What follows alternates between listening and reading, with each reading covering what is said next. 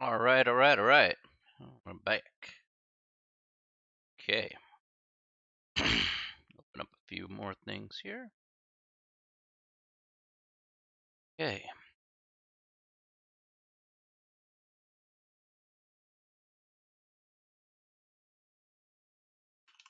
Hello.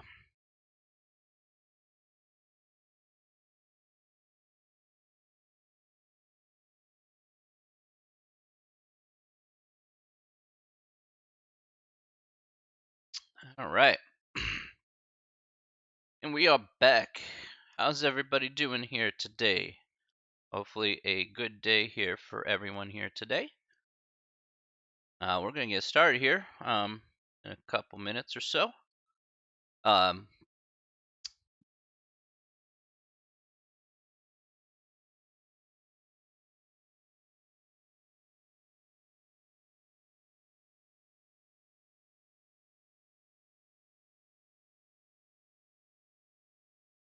hey, Yvonne, good morning. Good morning to you. I hope you're well. I know what you meant. It's all good. It's all good. You're just fine with me. Not the case. It's a nice morning out. I was so. Uh, I have some explaining to do, but I have some explaining to do myself this morning.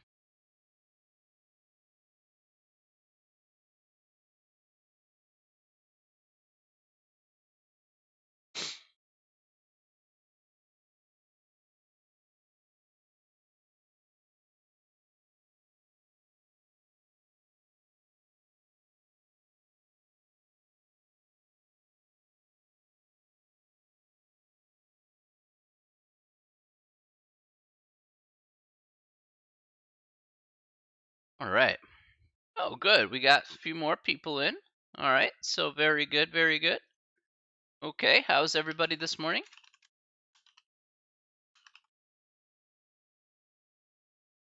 Hey, it's all good, Alex. I understand. Thank you for stopping by, Alex. You're always welcome here in the stream. I know between a couple Zoom meetings and whatnot, but hey, no problem. You're always welcome here in the stream at any moment in time. Hopefully, my stream is a little bit better than a bunch of boring Zoom meetings. What do you want to talk about? I want to talk about office supplies. We don't have enough staples. We need to order more. That's the first order of business for today. What's the second order of business?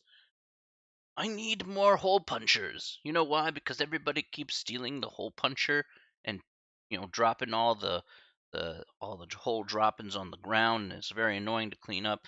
I just want to have one on my desk, and I want to call it a day. Okay, so there's one on every desk, then that'll be easier for me. Okay. Uh,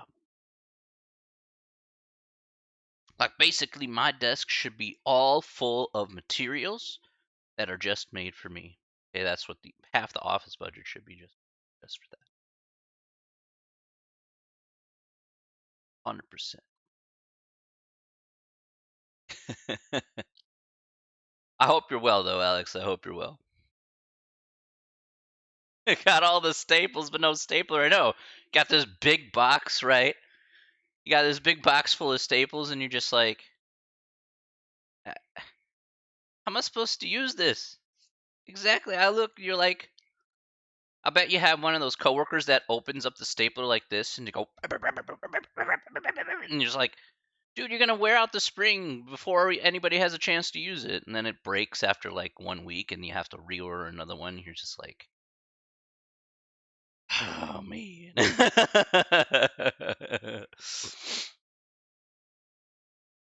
And you take that spare stapler, you're like, go to your coworker, you're like, you see this? This is going to be a weapon the next time you touch the new one.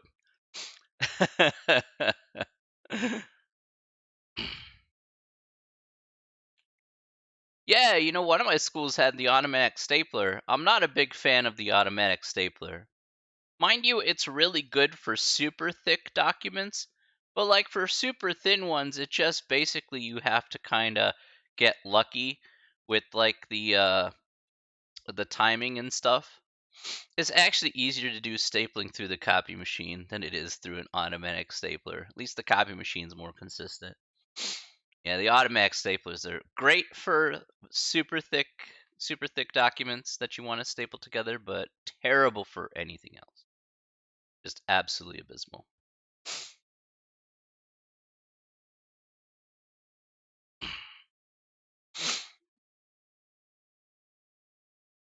You'd be like,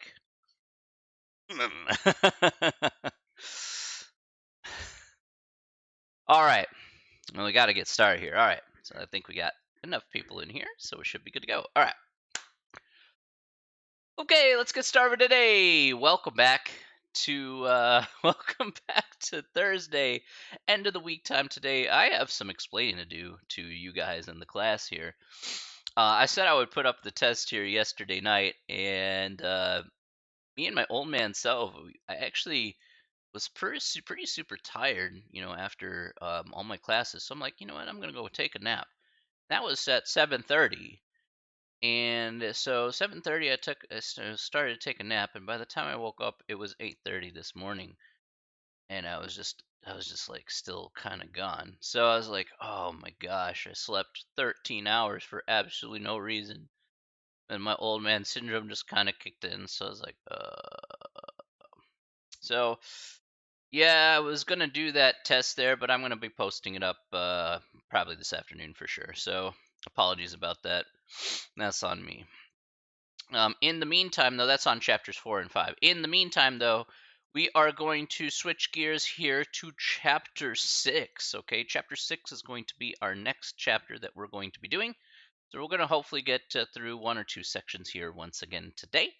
All right, and let's go ahead and get that done. All right, okie dokie. All right, so being an old man, it's a rough go at times. I ain't gonna lie. All right. Okay. So let's go ahead and get started here with chapter 6. All right. So today, what we're going to talk about here are the basics of percentages. Okay. The basics of percentages. So we're going to learn all of this stuff here, talking about the meaning of percentages, percents as decimals, decimals as percents, 100%, 200%, 300%, 50, 10, and a single percent, and what that means. All right. So this is going to be just covering the overview of percentages, but a lot of the foundations that we'll talk about here in this chapter will revolve around this particular section in general. So you'll see us use a lot of the techniques here in this section in the other sections here within chapter 6. All right. So I'm going to kind of skip around just a little bit, but we'll talk about some of the important language here that we want to kind of point out. Okay, so first and foremost here, percent means, say, they use the number of parts. Say 43 out of 100 students are men. Then basically you could say, we could write it a few ways here. So 43 out of 100. Let's just take a look at that here in general. So out of here, let's look at the word out of. We took a look at the word out of here as a phrase when we discussed ratios and proportions.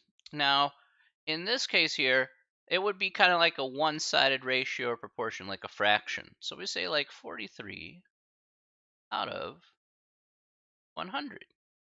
So 43 over 100 would be one way that we could express this expression right here. Now, another way to express 43 over 100 is to express it as a decimal. We could express it as a decimal. You could do 43 divided by 100 on a calculator, or just figure it out using long division. In either case, you're going to get 0.43. And I'm going to expand on this a little later on when we talk about the decimals and fraction stuff here. So we could express this as 0.43, or we can also express this as 43% as notation here. Now, probably all of you have seen percentages at some point, because when you go in shopping or you have a sale, then naturally percentages are going to pop up. Okay, but there are three ways to write percentages. 43 over 100, because again, we go up to 100%. We write 0.43, or 43% with the percentage sign on the right-hand side. Okay, so those are definitely three ways that we're going to see how to write percentages in some form or fashion in this chapter. Okay, so I just want to point that out here, just kind of getting us set up for what we're going to be doing here in this chapter. All right, so you guys can see how that, generically works. Move it over. Um, okay, are there any questions about that so far? We're going to expand upon the decimal part here a little bit more, but we'll take a look at that in just a second.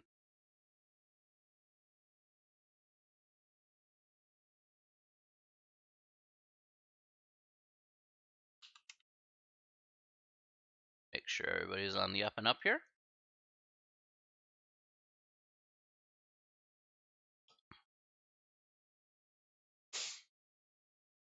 No? Okay. Perfectly fine. Totally understandable. All right.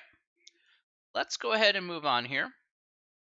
Now, there are certain ways to go ahead and talk about percentages, but let's discuss about percentages from a point of view that we're pretty familiar with, such as sales tax. Okay, so I'm just going to look at letter B here really quick. So the sales tax is $6 per $100. What percent is this? So again, we're going to use the per part here. So $6 per 100. How can we write this as a percent? What percent would this be here? $6 per $100.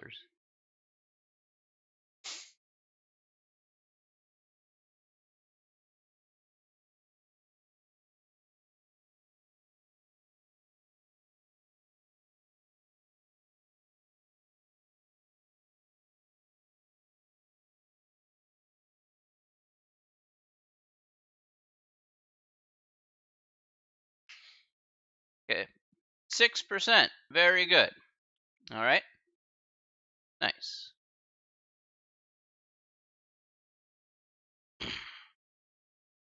Okay, so this is going to be 6%. 0.06 would be the decimal equivalent. So if we did 6 divided by 100, the decimal equivalent here would be 0.06. But the actual percentage here is going to be 6%, Yvonne. Okay, so these three things, if we go back up here for just a moment, again, we have 6 over 100 instead of, say, 43. If you did 6 divided by 100 there, you do get 0.06.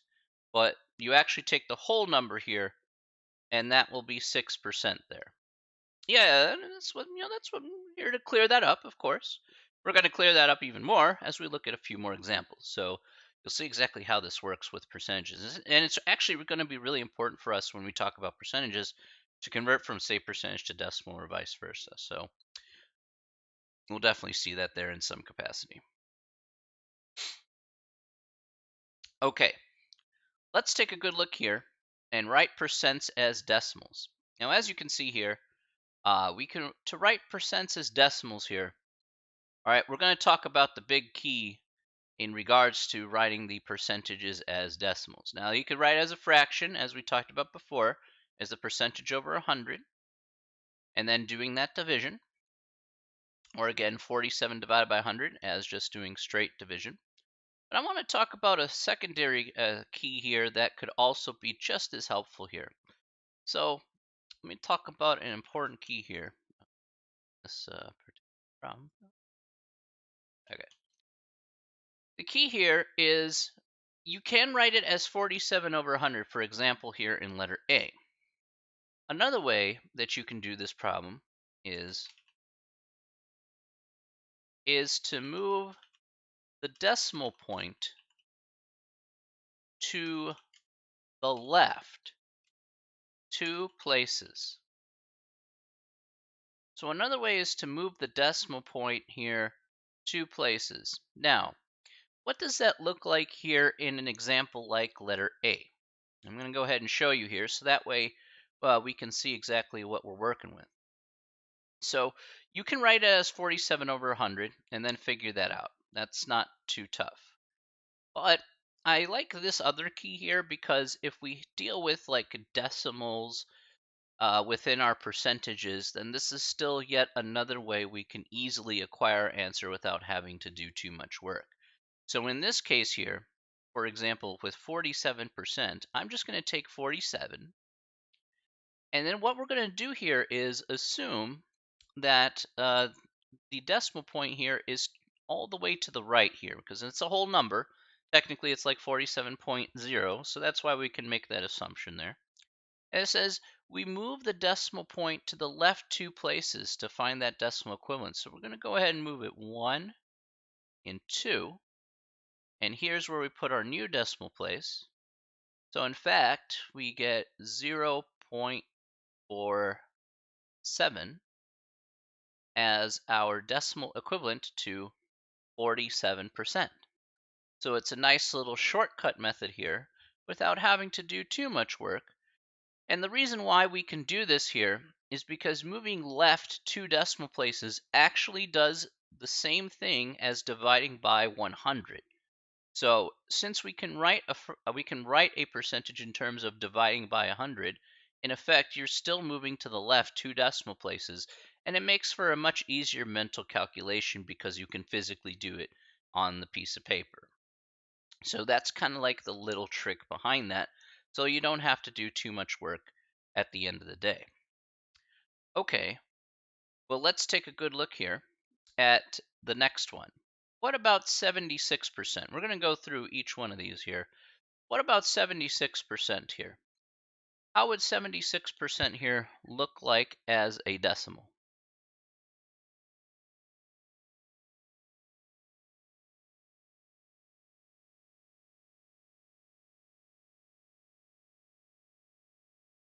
What would 76% look like as a decimal? 0.76. That's correct. So we could start at 76. Here's our decimal. I'm going to move 1 and 2. And now here's where our decimal is going to lie. So 0.76. Perfect. Nice. Okay, let's try letter C. 28.2%. How can we write 28.2% as a decimal?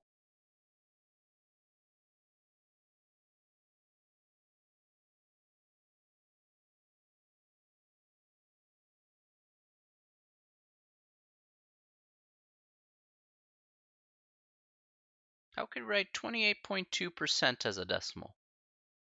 0.282. That's right. Again, the nice part about the little key that I put there is it takes away that guessing aspect. You can put like 1 and 2, and then you just put that decimal there. So we get 0.282. So no matter where the decimal is, even in a decimal percentage, no matter where that decimal is, you just move it to the left 2, and there you go, 0.282. How about 100%? What about that last one there?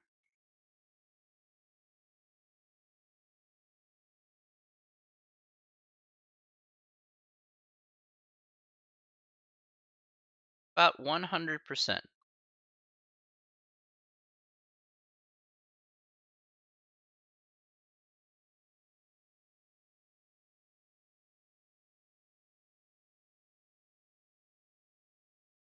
Okay, 1, right? Exactly. So we start at 100%, move to the left 1 and 2. So this nets us 1.00, or again, the same thing as just 1. Okay, so this can happen here when we convert it over to percentages. All right, just like so. Okay, now I'm going to do one more example here. And the reason why I want to do one more example from here is just to keep things as realistic as possible, as we may see these percentages also later on in the chapter. So I'm going to put one more down here as an example.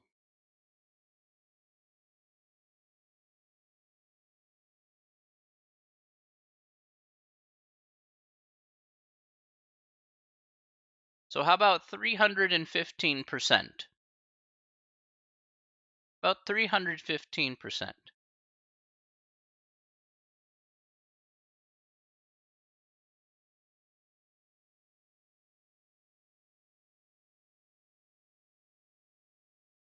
3.15 is correct. Okay, so one thing to understand in this particular example is the reason why I write this example down here for you guys is because I want you to be realistic here that we can get stuff above 100%. That's entirely plausible. It's like saying basically another way to kind of think about it is let's say I had like a dollar in my pocket and then suddenly I added another dollar. Well, I doubled my money from a dollar to $2. Okay, so meaning I have 200% more money, all right, than what I started with because I doubled my money. Another way to say doubling your money is times two or 200%. So entirely possible here to actually have above 100% in some of these problems as well. All right. So wanted to point that out there. It's really not as hard as it may seem. Again, moving that decimal place over to the left too, I find it to be easier rather than just writing it as a fraction outright. But again, everybody has a preference, so I offer both and just be like, okay, which one you want to do at the end of the day? Completely up to you. Okay. Any questions about that before we move forward?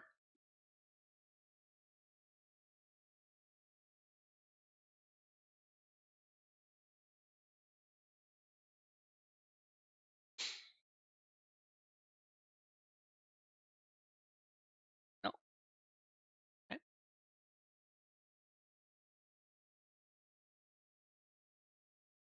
All right.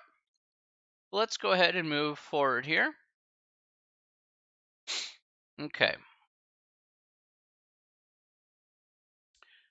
Okay, so yeah, that's all nice and good. All right. Well, yeah, that's okay. Next part here. Let's write decimals as percents. Okay, so let's write decimals as percents. Okay, so let's talk about the key here. So the key here is a quick way to divide or multiply a number by 100 is to move the decimal point two places. Yeah, well, it actually makes it harder. So let's talk about the key here in this case, and we'll expand upon it. So if we want to write each one of the decimal numbers as a percentage, we're just going to go ahead and go in reverse. Okay, so let's talk about the key here. The key here is basically to move the decimal place over to the right,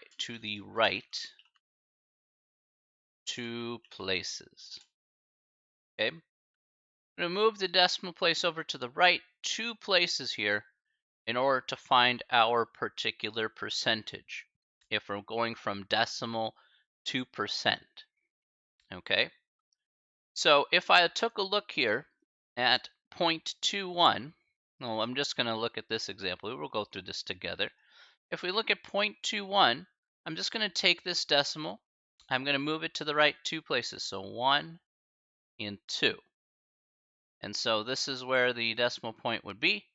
And so this would be 21% as a result. Okay, so like when we went backwards, we went to the left. When we convert to decimal, we go to the left two places. When we want to convert back to percentages, we move to the right two places. So we got 21% for this first one here. How about the second one here? What's the percentage here for 0.529? 0.529 as a percentage. What would that be?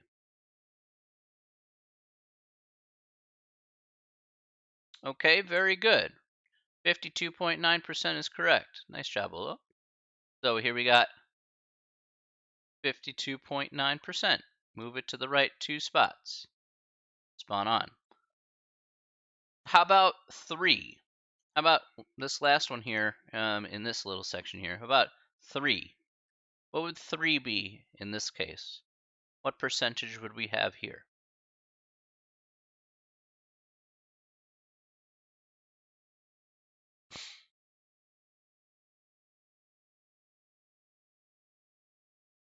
we get here? 3. What percentage would that be?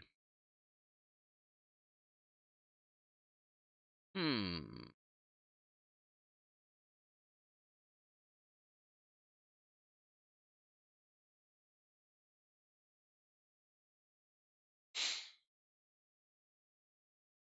So what I want you to do is for this, oh, there we go.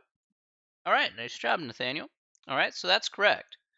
All right, so we're going to make the assumption here that 3 has the decimal point right to the right of that. And all we're going to do is move over to the right 2 places. So we get 1 and we get 2. So we basically put a couple of zeros where we're missing stuff here. And so what we get here is 300%. So do understand, you can get stuff above, like I mentioned here before, we can get stuff up above 100%. That's perfectly normal. Okay, so 300% is the correct answer for that. All right, so again, even if it's a nice whole number there, again, you're still doing the same thing as we did in the last couple problems, still moving to the right 2 decimal places. All right.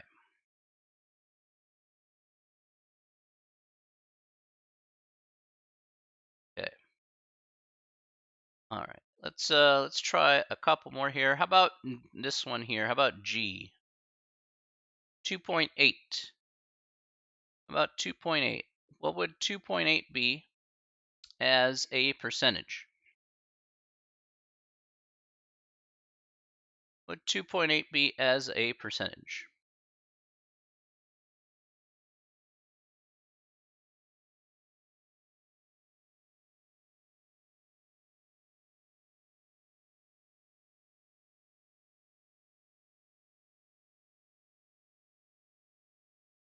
All right, so that's correct. So 280% is the correct answer here. So here we got, again, we got 2.8. That over 1.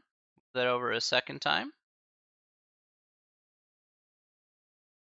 And so here we get 280%.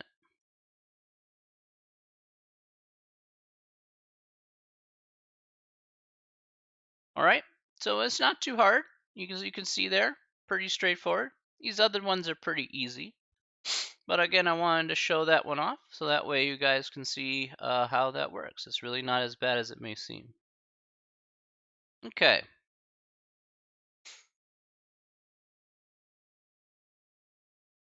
Okay, understanding 100%, 200%, 300%. Now, I kind of alluded to this already, but like say 200% is 2 times larger, like again doubling. 300% is 3 times larger, so again tripling. So that's another way to call it 300%. 100% means you just get back what you started with. So again, it's like, all right, you start with $5, then 100% is still $5. So, all right, not too hard when you think about it at the end of the day. All right. So 100%, 200%, 300%, rather straightforward. Again, they work the same way that they normally do. But what we're going to see here specifically is we're going to see exactly how to use these percentages appropriately. All right. Oh, these are good questions. All right, let's do this. Okay. All right. Okay. Now, let's take a look at this next part here. All right.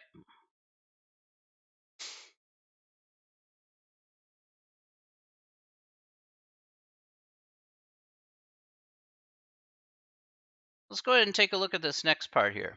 So this next part here talks about important language here. Now, although it doesn't say so here, that's okay, Yvonne. That's not a problem. We're going to be doing definitely a lot more with percentages and whatnot. So, trust me, we're going to do a lot more here in these examples. So you'll see more. Trust me. All right. So here we get these small little word problems. All right. And it says, well, what is 100% of 82 people? What is 200% of $63? What is 300% of 32 people? Let's take a look at a couple of those. All right. Actually, primarily the last two, B and C here. And we're going to use what we've learned so far, and we're going to start combining stuff together. However, I do want to specifically look at the first question here. Let's look at letter B. And I'm going to break this down into as one piece at a time. Okay? So that's what I want to do here. I want to break this down in one piece at a time. A very, very important. Okay? So, yes. So let's look at what is 200% of $63. I'm going to go ahead and break this down into singular pieces. So I'm going to underline the first word what. I'll underline the second word is. And I'll underline this word here of and the 200%. 63 I'm going to go ahead and leave alone. Just refresh your page there, Yvonne.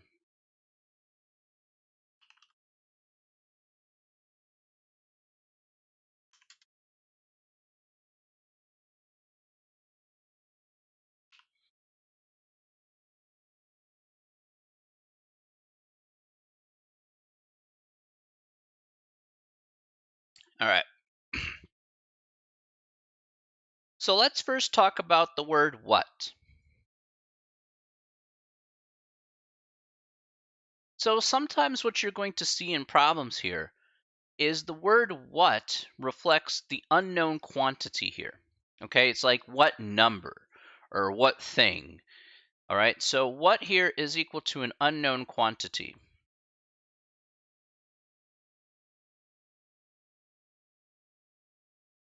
Now, if you remember back in the last chapter, when we talked about an unknown quantity, we called that x.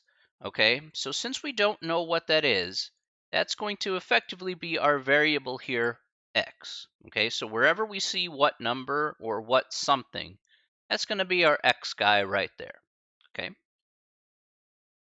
Okay. Next is the word is. All right, and I'm going to actually put this one in a little text box here. Is means equals. Okay. You see the word is in a word problem like this, even in a simple one like this. Is going to mean equals. Okay, very important here. All right. Okay, next. And we're going to put this all together here once we define all the pieces here. The next part here is actually one of the first keys, one of the keys here in the problem. Now, as you can see here, I underlined 200%. Now, one of the things that we're going to see in all these type of word problems here, specifically when it comes to percentages, is the big key here.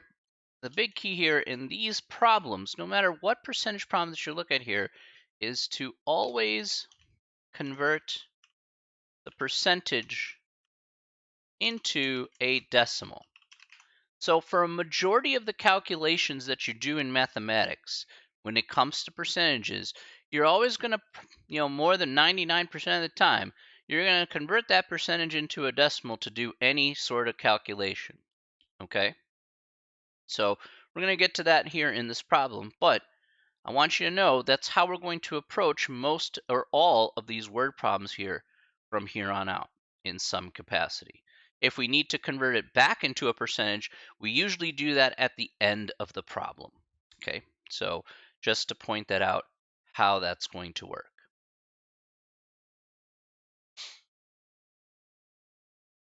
And then the last thing here that we need to talk about is, again, I know this seems like a big breakdown, but we're breaking it down very slowly because you see this quite often here. The last word here is the word of.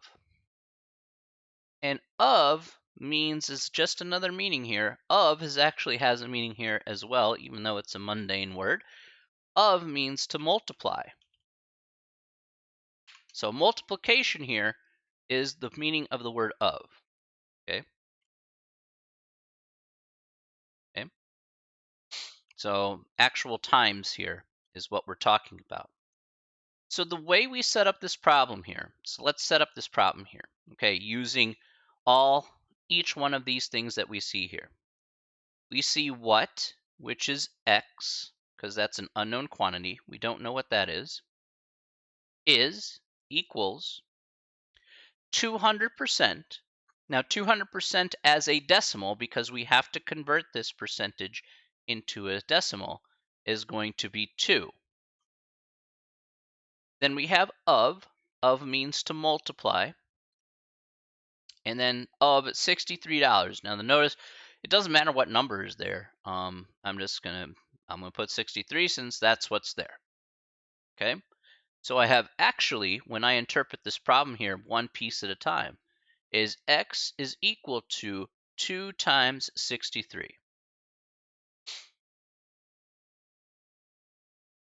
So 2 times 63 here, if I go ahead and do that out, will be 126. So that's what x will be equal to at the end of the day. All right. So that's how we can go ahead and interpret a short word problem like this to get our answer. But this is really important here to know how we can break that down one piece at a time. And we're going to see this breakdown here quite often in this chapter. So getting you prepped for it now will be fairly helpful. Let's go ahead and try another one here together. What is 300% of 32 people? Okay, so can anybody tell me, first of all, let's set up the problem here. What is 300% of 32 people? How can we break down this problem appropriately? Okay, using now that we have this, now that we have all these interpretations and stuff. Okay, so we've got all this stuff here. Can anybody tell me what this would look like? What is 300% of 32 people? How would we set up the problem here first before we solve?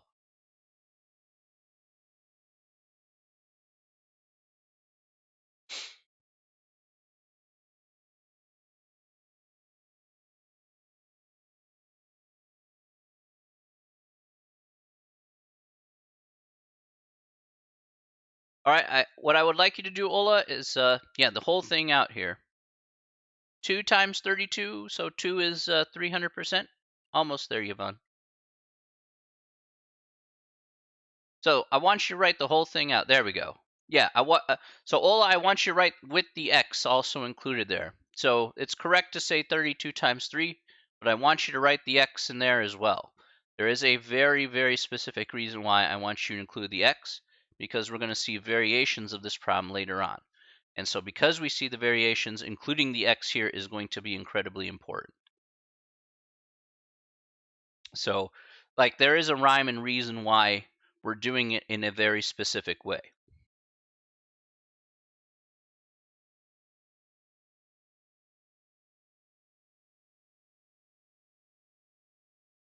So we have x is equal to 3 for 300% times 32.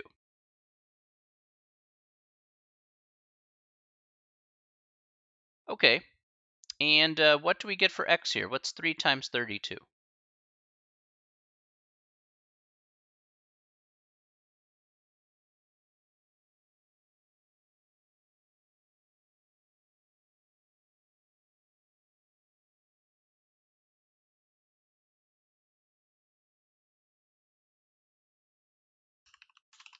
All right, 96. Perfect.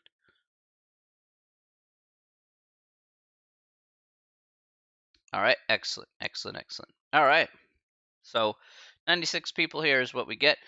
But like I said, I know it seems I'm being very particular about why the x should be there, but as I said here, knowing that's what's going to come forward, after this stuff here, I know for a fact that we're going to see a lot more of that. Okay.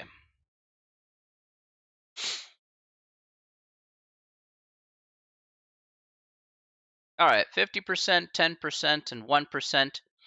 Now, the way we kind of want to focus on this is 50% means, like, say, if it's like parts here would be recorded as 50 parts of 100 parts, or point, or half the parts here. A lot of people think 50% is half. That's true.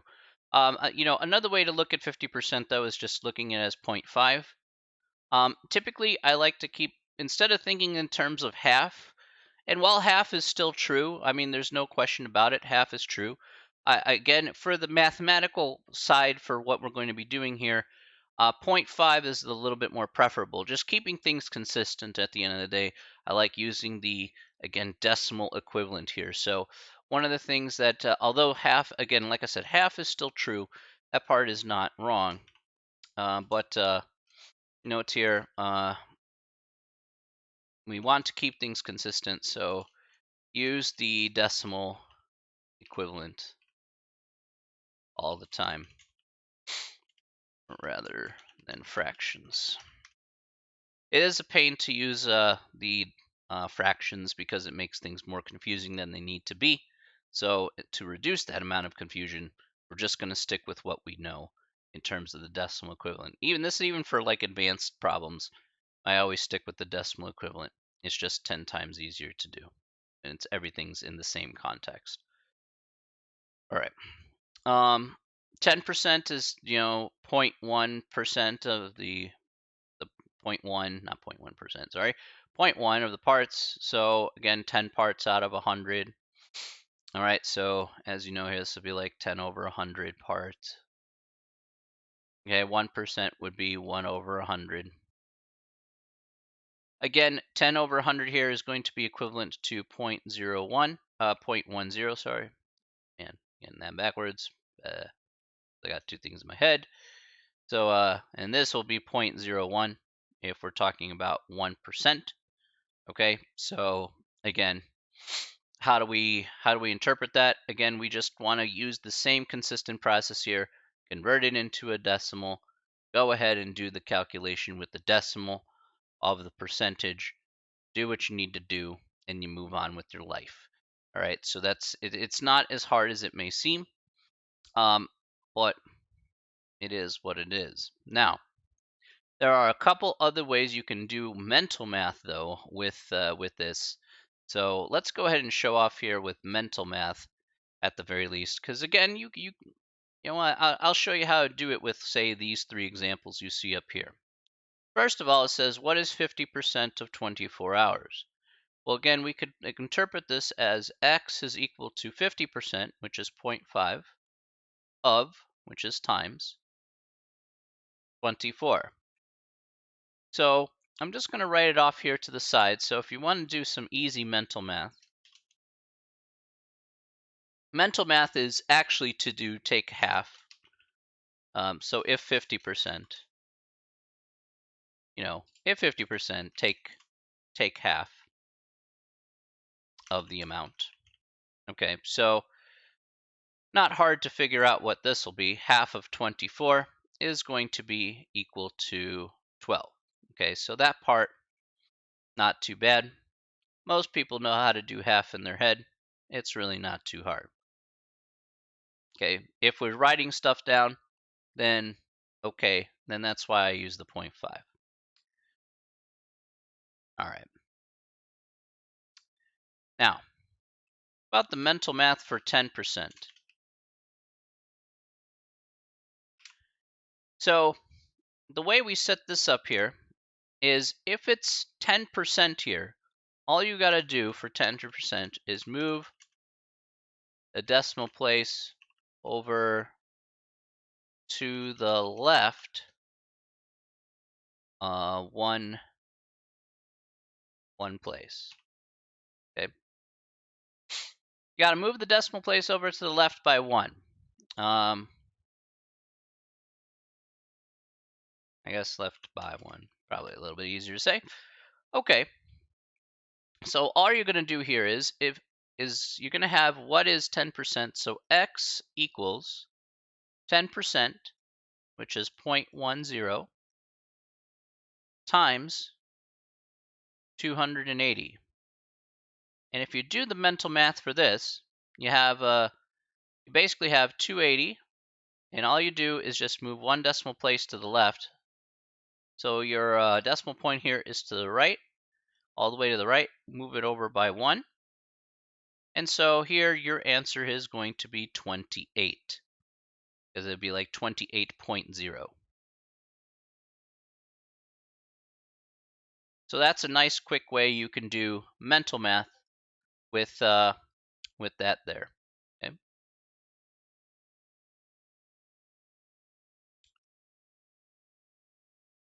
Finally, at 1%, let's talk about the mental math for that.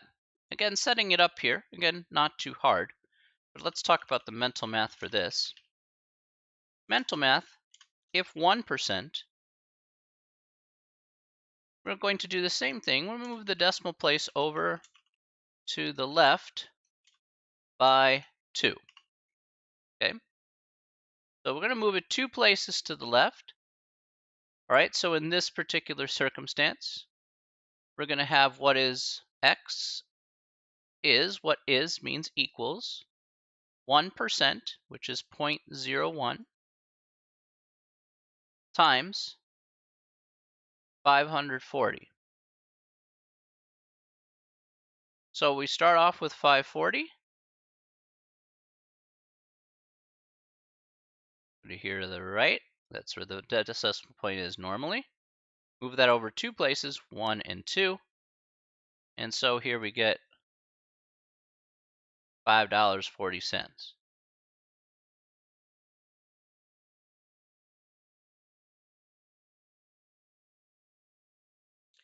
So here's actually how you can get some mental math in. This is exactly how I do it in my head as well, is I move decimal points in my head. For like 50%, take half, and then of course 10%, 1%, you move that over to 1 or 2 decimal places respectively. All right. So again, these are really nice little tips and tricks to do the part of the mental math, so you kind of get used to how not only do you know how to set it up, but now you can do some of the mental calculations as well. So I want to offer you as many alternatives about how to deal with some of these percentages without having to feel overwhelmed.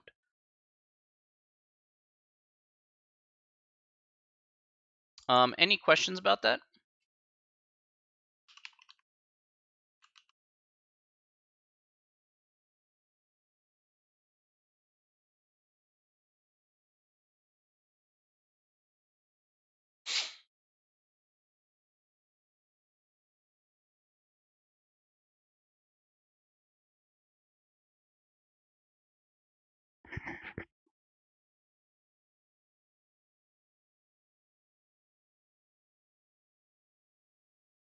Any questions so far? Hopefully it's not as bad as it may seem. No? Okay. No. All right. Hopefully fairly, again, just fairly straightforward. That's what we're after here. Nothing too hard. Okay. So let's move on here. Let's have you guys give it a try. Okay. So I want you to go ahead and find out. Yeah, we're doing more examples, which is want you to go ahead and Jack, buddy, how are you, my friend? Hope you're doing well, my dude. Um, I want you to try a few more examples here. Let's have you guys give it a try. Let's try letter B, letter C, and letter E. Yeah, that one's a little bit more challenging. So let's try B, C, and E here. I'm going to give you guys a minute or two. Let's give it a try. All right.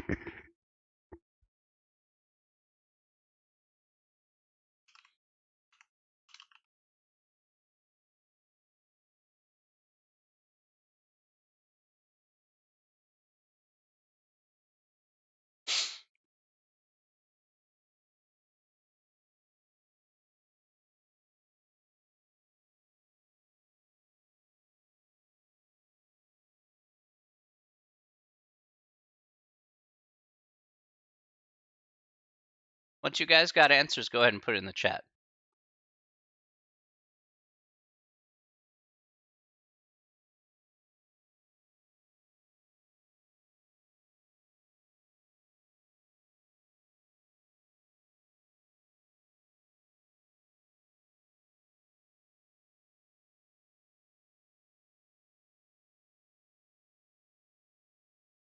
Okay, B is gonna be, B is 12, Ola, 50% of 64. 50% of 64. It's not gonna be 12 there, so.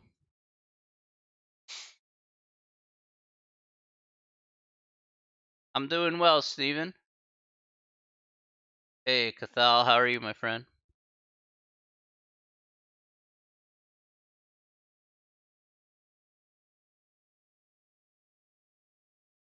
Yeah?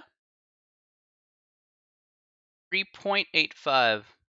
All right, well, remember, 10% is moving it to the decimal, moving it over left one place. Okay, so you moved it 2 places there. We want to move it 1 for 10%. So just be a little bit careful there, Ola. If it's 380, if it was 38.5, it was like 38.5, sure, but again, we want to move it just 1 decimal place over. That's fine. Put a little poll there in the chat. Give me just a second here.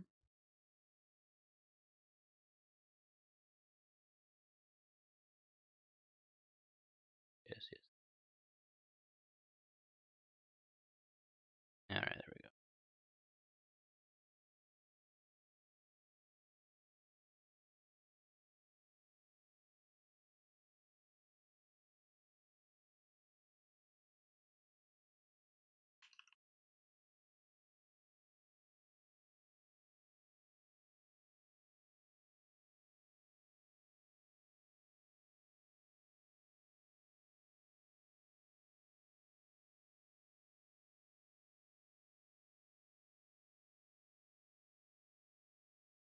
So would 50% be, no, 50%, all right, so Yvonne, 50% would equal 0.50. Remember, you always move 2 decimal places over to the left there.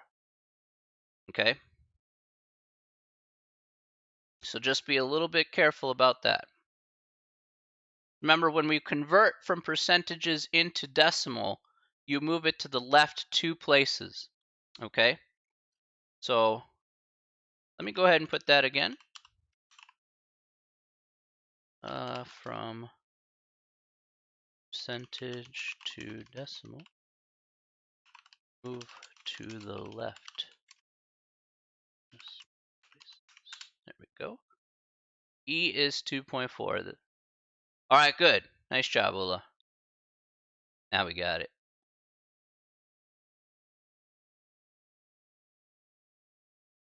Okay. Okay, Yvonne, nice.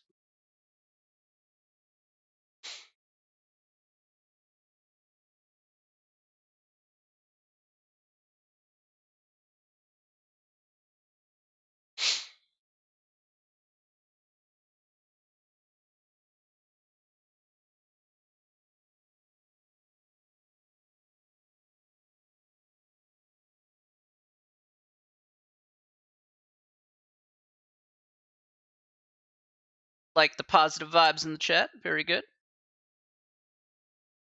Those of you from hashtag, I put a little poll up the top there. Might do that in my spare time. All right, nice job, Yvonne.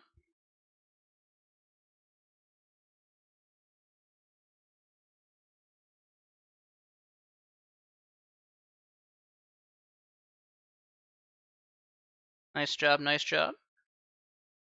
All right, let's go ahead and give letter E a try. Oh, needed my coffee this morning again. Ooh. Sleep for 13 hours, jeez. Oh, I don't even know what came over me. Nicely done, Yvonne. All right. All right, good job, you guys. All right, so let's go over each answer here. Let's hopefully you match what Ola Yvonne got. So, again, 50% of 64 tweets. Again, what is X? Is means equals. All right, again, 50% here reflecting 0.50 times 64. Again, some mental math just going ahead. And yes, make an FM series? Okay. So on my free time here, you had a good start this morning, Major Mind? Good. That's exactly where I got my coffee from. Got my coffee from Dunkin' Donuts. Yeah, that's where it's about. I had to wake up in the morning. I was like stumbling out of bed. I'm like, oh man, I gotta get some coffee. I got nothing. I need the caffeination station. No, no. Major Mind has done very kindly to sub to this channel for 3 months. I can't even believe somebody would want to sub to this channel for 3 months. I have to be I'm much respect. Much respect. Yeah, pay it forward. 0.50 times 64, that's going to be 32. Okay, so that's correct. Half of 64 being 32. Great mental math there if we did that. Or again, if you just multiplied straight up, you get that. What is 10% of 3850? Okay, in terms of the elm trees here. So here we get x is equal to what is. Okay, what being x, is being equals. 10%, again, 10% can be written as 0.10 times 3,850, since that's how many trees we have. Again, the mental math will just go ahead and move that over to the left by 1 decimal place. Okay, so we want to just move that over by 1.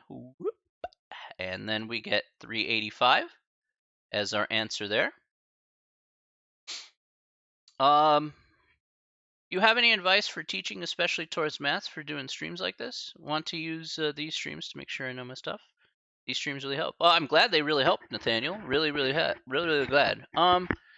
Any advice for teaching? Well, if there's one thing that you could take away from this stream or any stream, is that I guess there's two pieces of advice. Is this an actual class? Yes, this is an actual class. I actually teach my classes here on Twitch because of the pandemic. So, does the school monitor this? I'm assuming that they look at it from time to time. There's nothing really affront to these particular lessons. So, I know I'm the only one that streams on Twitch because everybody else does Zoom, but gets the point across, and I'm more than happy to do it. To your point there, Nathaniel. Advice for teaching towards maths here for doing streams like this. Number one, never make an assumption that the students know something. I like to keep it on the level with everybody. So like in this class here, I want to keep it on the level, like saying, hey, if you're having a tough time or struggling in math, hey, let's start off from a fundamental basis and then work our way up. Because honestly, that was my perspective when I was growing up with maths. Was like, hey, I didn't know a whole lot, and I struggled a long time with math. So it's like, okay, I had to kind of build myself up over time. And if it means like I have to start from the most basics of basics, then that's fine. Like I said, I'm never above people. I am at the level of the people that I'm talking to. Okay, that's the way you need to think about it. Think, Nathaniel, is when you're teaching math, don't think of it from your perspective. I could talk circles around everybody, doing this class, but that's not the point. The point is for me to teach the students, and it's not here to teach myself.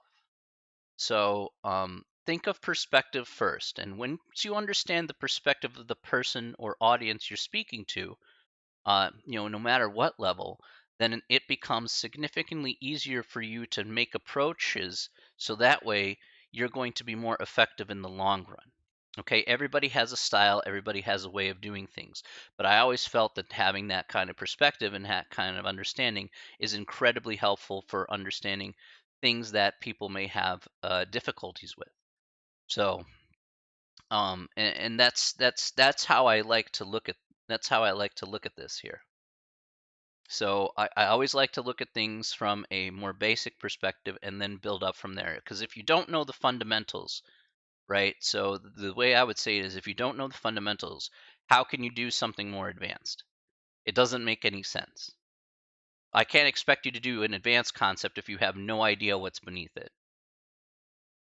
Right? It's like saying if I play a video game, how do you expect me to do an advanced combination, advanced combo in like a fighting video game if I don't even know the basic button controls? All right, that just makes no sense. So it's the same idea here when it comes to teaching. Okay, always think from the perspective of the person you're teaching to as opposed to your own perspective. You put your experiences in there, but if you need to break it down further, you do so. That's why it's easy for me to stay patient, because you know what? I've been there, I've done that. I've failed classes before. I've failed math classes before. So take yourself out of the situation, because remember, it's not about you, it's about them.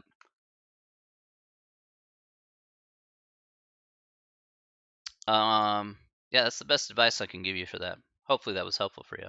Thank you. Yeah, okay. So you appreciate that. That's awesome.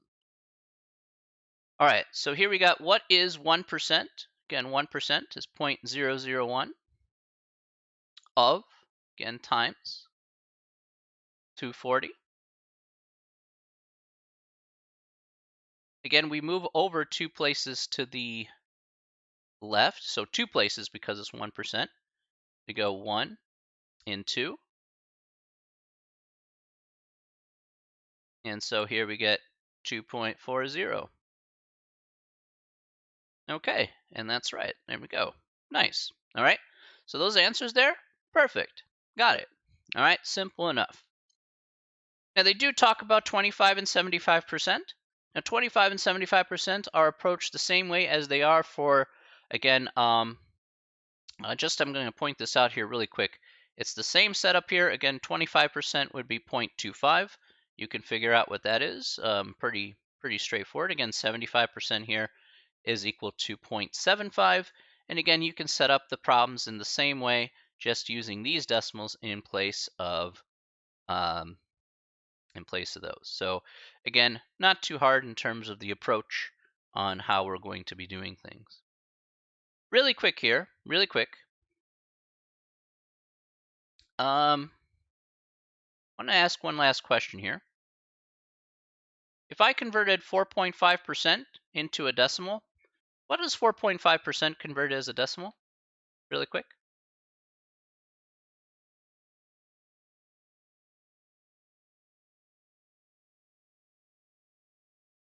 If I converted 4.5% as a decimal,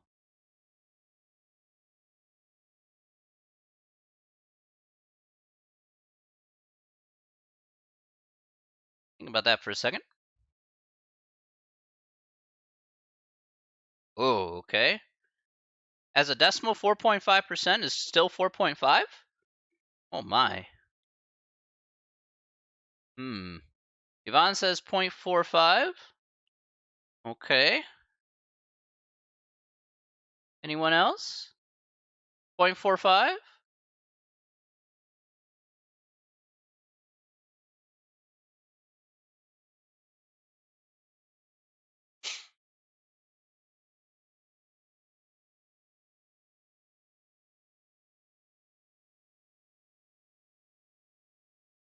0.045. Okay.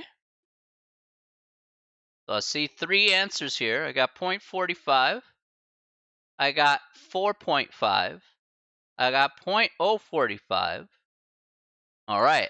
So 3 possible answers. I mean, honestly speaking, have to be 45 for that. Okay.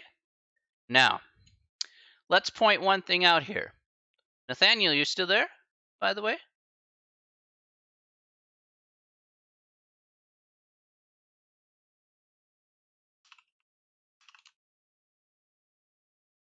Go ahead and ask that really quick.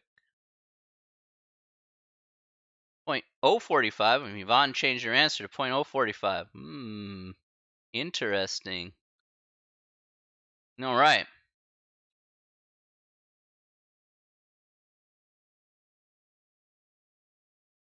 All right. So let's see which one of those 3 answers is correct. Well, 4.5% can't equal 4.5 again. That's not how it works. All right, Cathal thinks it's 0.45. All right, let's think of it this way. How many decimal places do we have to move? to the left if we're taking 4.5% and converting it into a decimal?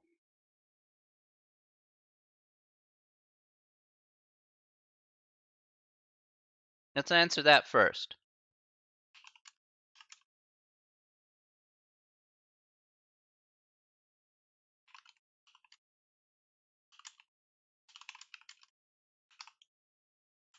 Let's take a look back at the notes. Go back for just a second here. This is really important here. Okay, so I do want to actually point this out here.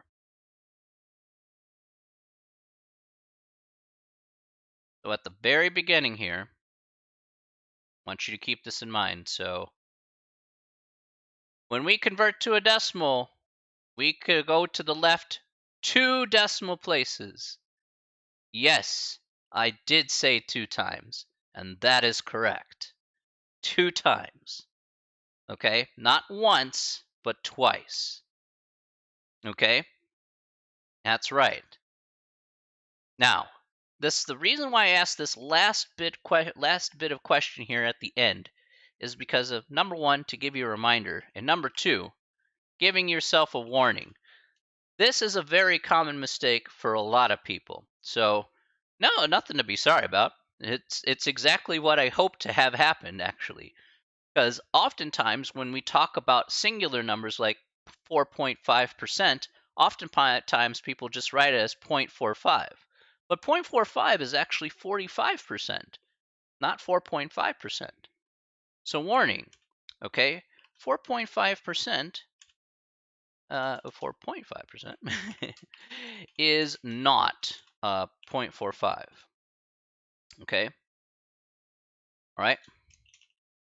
Remember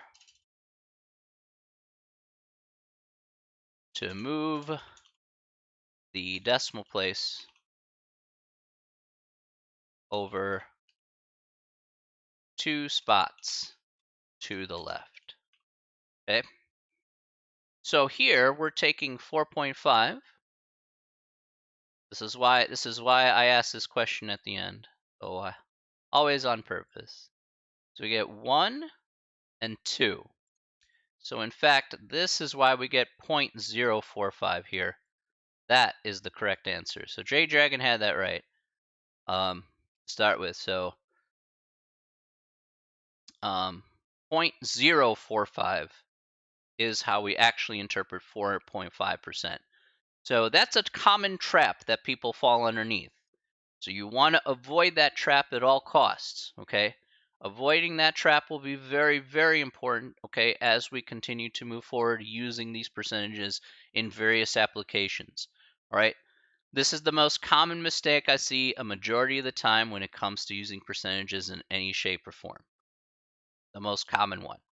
That's why I want to ask at the end to hopefully say, do you remember what we had to do there? Oh, yeah. You had to do that. You had to move it. Always going to be 2 decimal places to the left. Want to try one more just to give yourself hopefully a friendly reminder. Let's look at this one here. This one's also a little tough. Okay, so again, think of what I've just said here. But let's say I had this.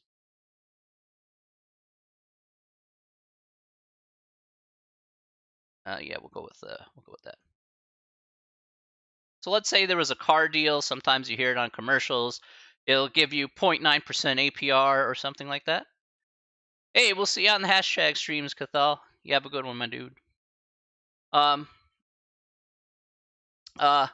So what if I had 0.9%, like 0.9% APR for a new car or whatever? Okay, so they have those promotions all the time. So how would I write 0.9% as a decimal? How should I write 0.9% as a decimal?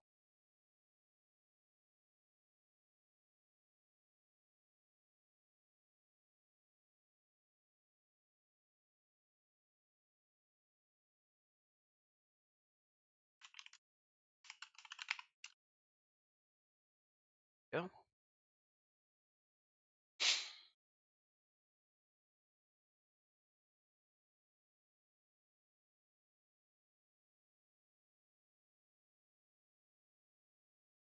0.009. Okay. 0.009. All right. I would definitely agree with that. 0.009 is correct. Very good. Yeah, exactly. Good, Jonathan. Nice.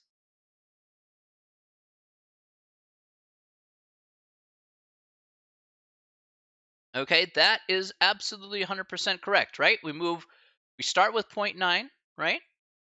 And we just move 2 places to the left, so we go 1 and 2. Spot on, guys. Nice. So you can see what happens. We just got to remind yourself every single time to convert that percentage. You're going to convert it into a decimal. Okay, we move 2 places to the left. Okay, we got it. Okay, so that's going to be our thing right there. All right. Yeah, we'll get that around. Any questions about the basics of percentages here today?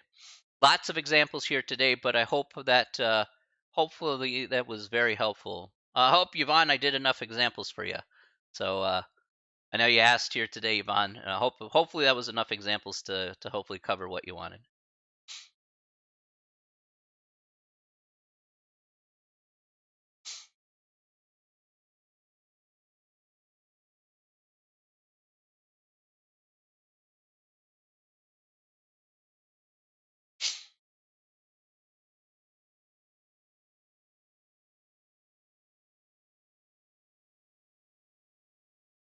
Any questions?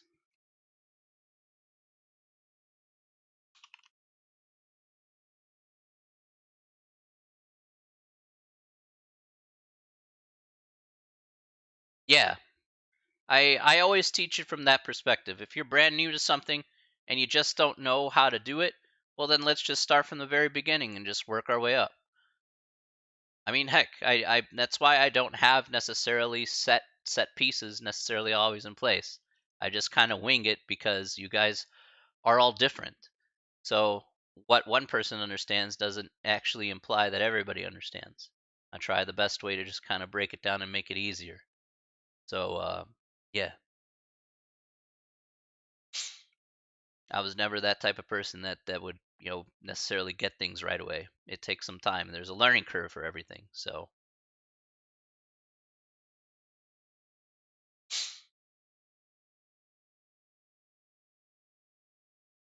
all right. So that is the end of section 6.1. Next time, I hope to get through another couple sections here.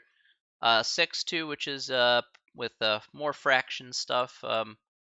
Not sure how much time I'm going to spend on that too hard, but we'll look at that here. And then we'll go to 6.3 as well, which is going to be something that we've already talked about here. We've pretty much done half of 6.3 is breaking down those word problems appropriately and interpreting those words. So like x is equal to, that's where we're going to see a lot of those kind of things is when we talk about proportions and setting up those word problems here once again. So we actually have done a part of this third section here, section 6.3. And again, I do apologize about the test not being posted. I'm going to work on that this afternoon, and that should be posted here today. So for sure. Okay. All right. In the meantime, though, everybody, we're out of time here for today's lesson, but for the end of the lesson here. But I want to thank everybody here for coming on out here today. I'm going to keep the stream running here. Um, I'm going to keep the stream running here until 11, which is the next class here, and then we'll get started here once again. So when is the test due? That's a great question here. I have to write some emails in regards to that, but I'm going to make the test due next Friday. Okay, so next Friday on the 20th. Okay, so you'll have 8 days. Of which to finish, and I'll be posting that practice test just as usual, and the test here today, this afternoon. So I'll get that done, and you'll have a chance to work on that. So it won't be due until next Friday. All right, so rest assured, it's not going to be due this week. You know me. I like to give you plenty of time so you can work at your own pace, so you can get it done at the way you want to. Okay, so remember though, Maricela, it's going to be over chapters 4 and 5. Okay, so it'll be both chapters 4 and 5. All right, so that's what the next test will be covering. Okay.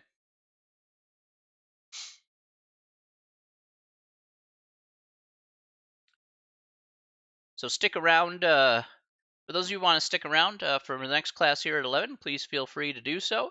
For those of you who are here for my first class, I want to wish you all a very wonderful, safe, and happy weekend. All right, please enjoy the rest of your day. All right, and I will see you guys next week. Okay, next Tuesday. All right, you guys go have some fun. All right, study up for that test, of course. All right.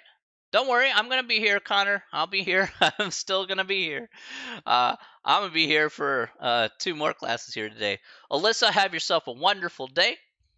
Connor, I'm gonna be back at 11 o'clock. That's gonna be in 15 minutes. So I'll be back in 15 minutes. But yes, for those of you for the 11 o'clock class, stick around.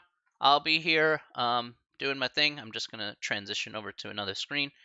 But I'll be back in just a very, very short amount of time, 15 minutes. So have yourself a great, wonderful weekend for those of you in my 9:30 class. Take care of yourselves, and I will see you all later. All right, be back in 15 minutes. All right, have a great one. We'll see you in just a small smidge of a time. All right, see you later, everybody. All right, bye.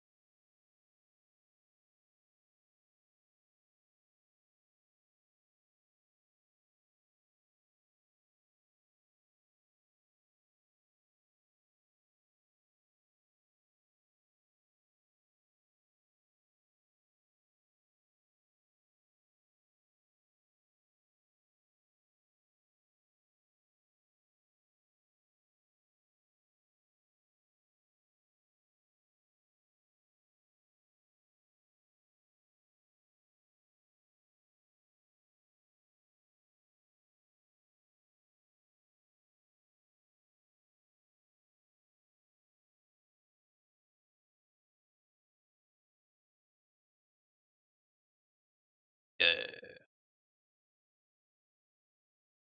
Boop. I'm back.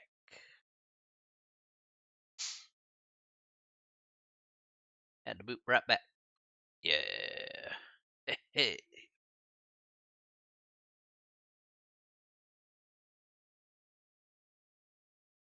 This? Wait.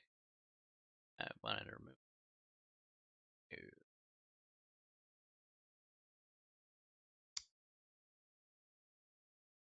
Start all over again.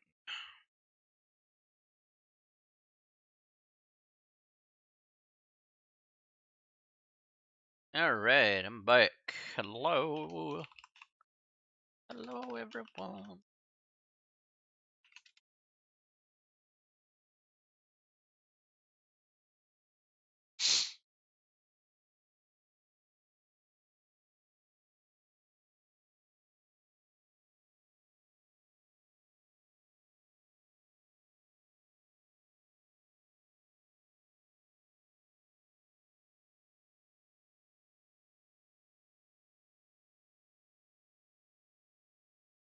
Alright. Stuff. Hello, hello, hello. Welcome, welcome, welcome. I hope everybody is doing okay for this 11 o'clock class.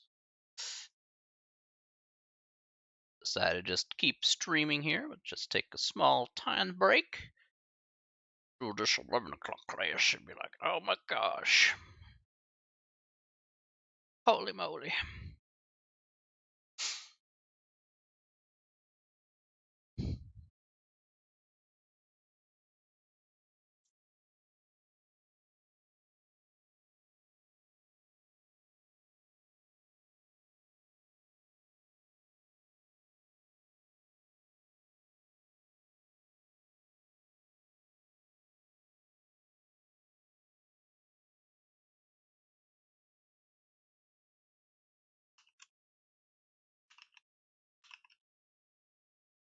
Here we go.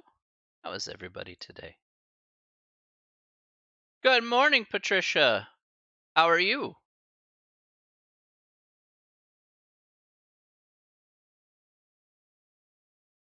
Hey, Daniel, how are you, my friend? I'm doing pretty good. I'm doing pretty good.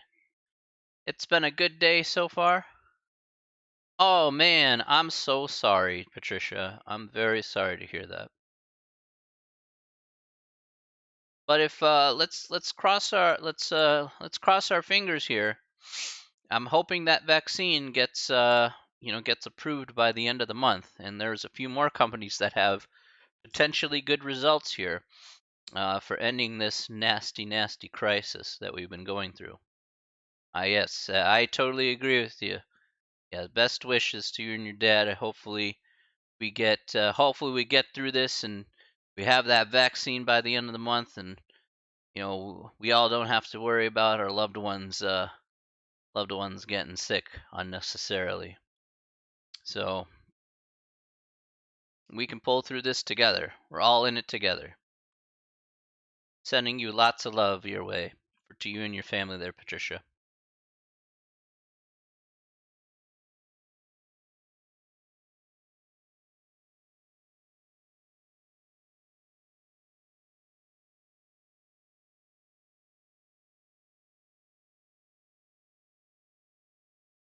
Isa, good morning. Good morning. How are you this morning?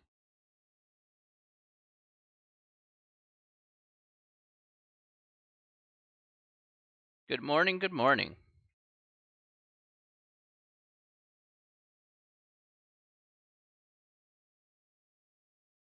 Jeez, that's over a ton. Jeez. Jeez Louise. 2,200 pounds. That's crazy. Thing's a ton. Literally. 20 feet long. Wow. I'm doing very good today, he said. Doing very, very good.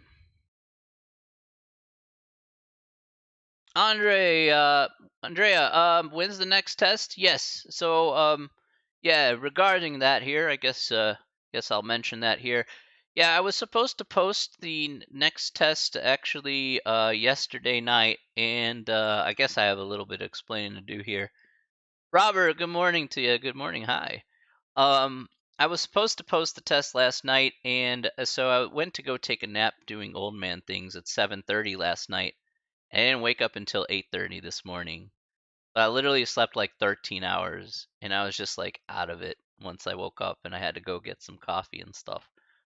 And I was just totally gone, totally gone. So I'm gonna be working this afternoon to post the test up here. The test will be due next Friday on the 20th. Okay, so to answer your question there, Andrea, um, it'll be next Friday is when the test will be due. Okay.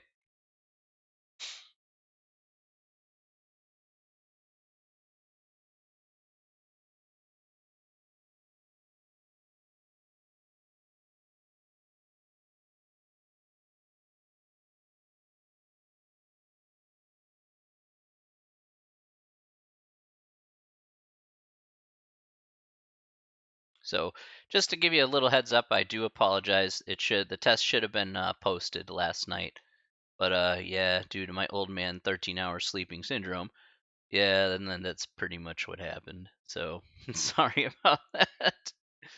Sion, good morning. Good morning to you. Good morning. Good morning. I hope you're well. I hope you're doing okay. Like I said, I'll be posting the test up today, this afternoon, due to my old man syndrome kicking in. So, yeah, again, apologies about that. Um, didn't expect to sleep 13 hours after you start taking a nap, but that's exactly what happened. So, okay, looks like my body wanted to crash, and that's, well, it is what it is, I suppose.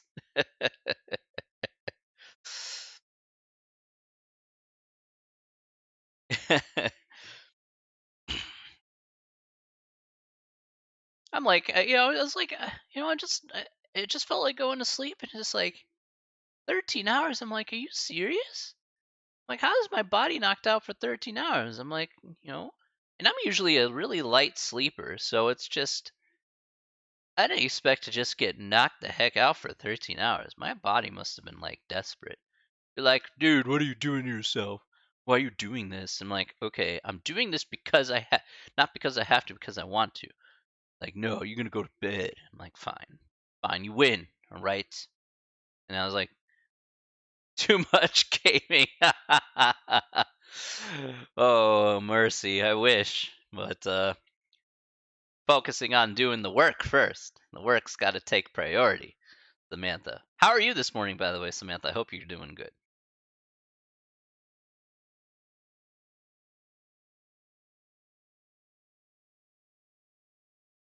Good. Glad to hear that. All right, well, let's get going here, guys. We'll get started with the stuff here today. Now that I've explained what's happened with the test, I'll be posting that this afternoon. Again, the test here is still going to be due next Friday, so not this Friday, not tomorrow, next Friday, 8 days from now. Okay, so no panicking. Okay, no panics. All right.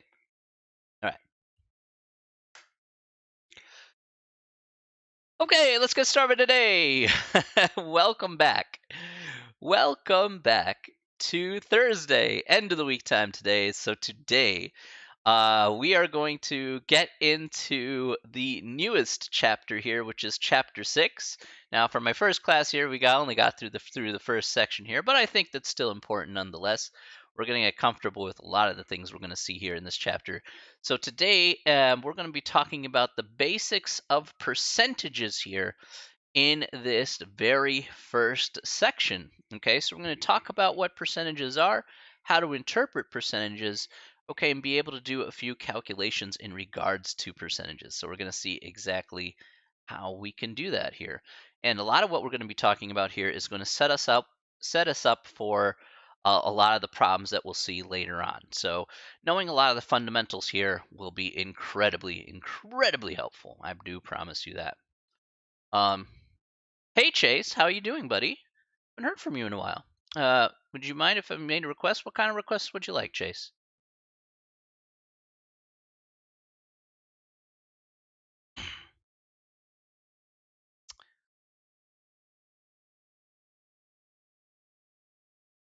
Where is that comment tab? Nap time. Nap time. That's the request. Would you like to sleep on stream? That would be a great idea. Okay. Okay. While Chase is typing out his request there, I'm going to go ahead and take a look here at this first example. We're going to do a lot of examples here today. So it says if 43 out of 100 students are men, then, okay, so what we're going to be talking about here is that we're going to be discussing when it comes to percentages here that percentages can be written out in one of three ways typically. Now, if we say 43 out of 100 students, now let's take a look at the words out of. We talked about the words out of here when it comes to proportions or when it comes to ratios. Now, we said basically we have the number here 43, and we said out of would be kind of like that fractional part, just like so, over 100. Okay, so 43 over 100 would be another way to say 43 out of 100. However, when we say 43 out of 100 here, okay, 43 out of 100 basically can be also reflected here as a decimal. Okay, so the decimal here for 43 over 100, if you just went ahead and did the regular division, or you just went ahead and punched in a calculator here, we're going to get 0.43. So as a decimal here, this is what it looks like here. Now, this 0.43, we're going to expand upon that explanation here today. All right, so we're going to see exactly what that, why that's going to be very important here as we're going to discuss the differences between percentages and decimals. Now, of course, as a percentage here, what does this look like? We can also reflect this as 43%. So 43 with the percentage symbol here on the right will be another way that we can certainly reflect that here as well. So there are three ways to essentially write a percentage: 43 over 100, 0.43, or 43%. They all have the same exact meaning. Again, why do we put it over 100, by the way, is because 100%, we usually go up to 100%, meaning 100% would be like the whole, all right? So you have the entirety of something, would be 100% of that particular something. All right. Now, having said that, let's go ahead and take a look at an example here, okay, on this page. So, and let's see how it can work here.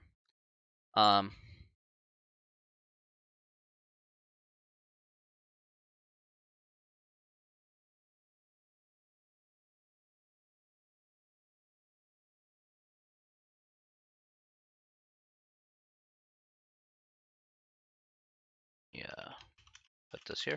So let's look at letter B here.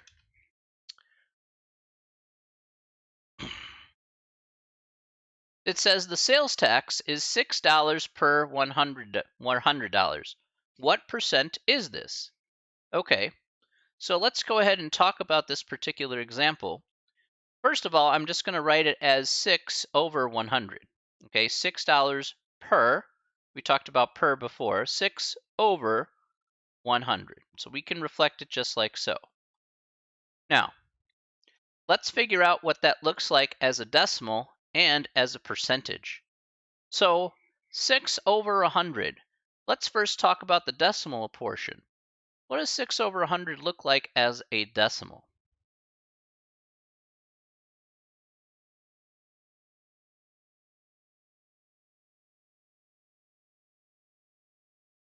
Okay, 0.06. Very nice. That's correct.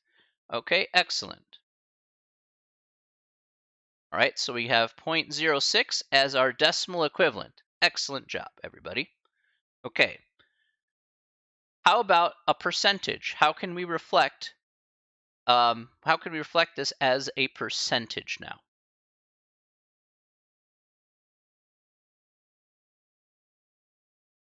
6%.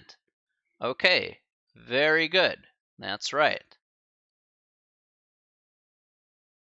All right, excellent job, everybody. That is correct. All right, so far so good. Okay, so now we've reflected here. Again, we just started with a simple ratio, 6 over 100, converted that into a decimal, and we converted that into a percentage as well. So I want you to kind of remember this example a little bit. We're going to expand on not just this example, but expand on the results of this example here and other examples. And remember, what we're going to be doing here is we're going to be working with percentages, putting that into decimal, or going vice versa, decimal into percentages, and we're going to be able to apply that to different problems here as we see throughout this chapter. Okay, so you're going to see a lot of things that we do here, like I said, in this section is definitely going to be applicable for a lot of the subsequent sections that we're going to be working with, right? So it's going to be incredibly, incredibly important here. Okay, all right. Well, let's look at the first half of things, okay? So the first half of things is writing the percents as decimals. Now, as we talked about before in the previous problem, we could write that percentage here, as you can see here, over 100. So that percentage over 100, we could write it as a fraction like we did 6 over 100 in the previous example, or 6 divided by 100. Now, that's all well and good, okay? And that's certainly a very viable way. But what we want to focus on here is maybe another way of actually approaching how we can convert these percentages into decimals. So let's look at one of the other key points here. Okay, so the key here is going to be another method altogether. So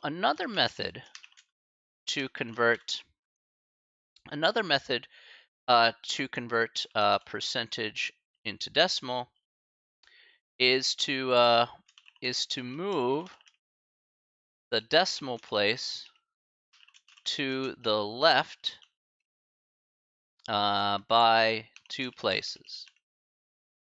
So if we want to convert from percents into decimals, we're going to move the decimal place to the left by 2 places. Let me go ahead and show you what that means here in this case. Okay, so let's start off with this first example here that says 47%. Okay, now you could write it as 47 over 100. That's perfectly fine. But instead, the way I like to do it and this is how I do my mental math as well, is I take 47%. Now, I'm going to make the assumption here because, again, again, 47 can be written as 47.00. So I'm going to put the decimal point over to the right of the 7. You can certainly make that assumption here as you can write 47 that way. I am going to move 2 places to the left. Okay, and if I move this decimal point 2 places to the left, I go 1 and 2. And so what I have here is I get 0.47. It's now the decimal place is over here. And this would be my decimal equivalent to 47%. Okay, so 0.47. Now the reason why I like this method a whole lot more is because even if the decimal is very complicated or messy, it's really easy for us to go ahead and just move that decimal place over, two spots to the left.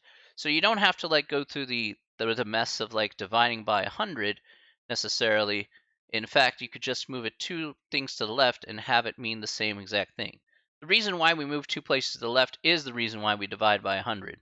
When you divide by 100 with any number, no matter how ugly that number is, it's equivalent to moving over by 2 decimal places to the left. So it's just kind of easier to think in that context as opposed to writing a fraction first and then writing the decimal.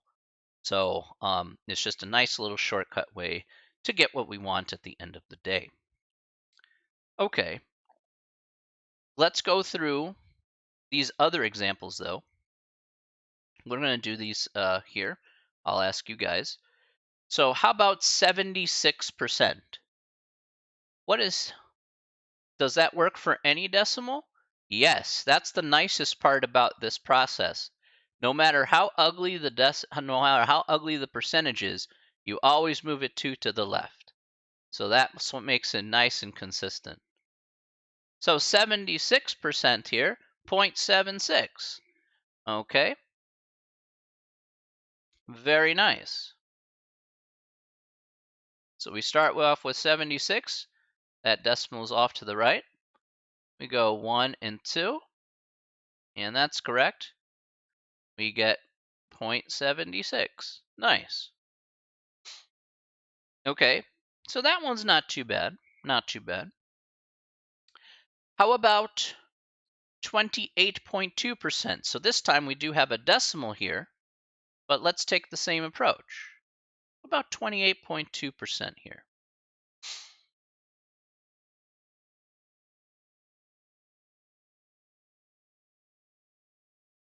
Okay, 0.282.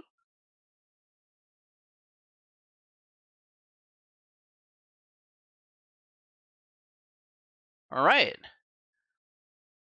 Very nice, everybody. Awesome. All right, you can see how fast you pick that up really fast when you don't have to like think so hard on it. You see how fast that was, like 0.282. Oh, that's not as bad as I thought it was. Okay, and that is definitely correct. Again, let's just take a look here. We're just going to move to the left here. 1, 2. Put that decimal on here. You get 0.282. Perfect. Nice. That is absolutely right. Okay, let's look at letter D. What about letter D? 100%. 100%. What would that be here in this case as a decimal? 1. Okay, nice. Nice, nice. The answer is definitely 1. All right, you guys pick up on this really fast. It's really good. Really encouraging. All right, so we're going to take 1 here. We're going to take 100. We'll move 1, 2. And here we get 1.00, which is the same thing as 1. All right, spot on, you guys. Very good. So far, so good. Okay, now I'm going to put in one more example here on my own. All right, one that's not here on this little handout duder. All right, in this case, let's try this one here.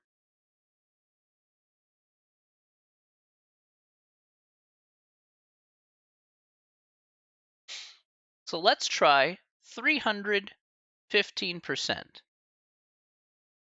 So 315%. What is 315% as a decimal? Okay, 3.15. Man, you guys are on top of this stuff. Shoot. Okay. 3.15 here. All right. Okay, very good. That's correct. So we take 315. Start from the right here.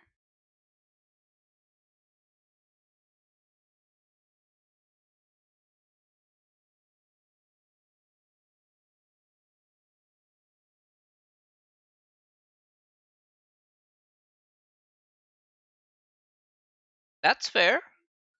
That's fair, Chase. Of course you can ask. You can ask anyone. That's not a problem. So here we get 3.15.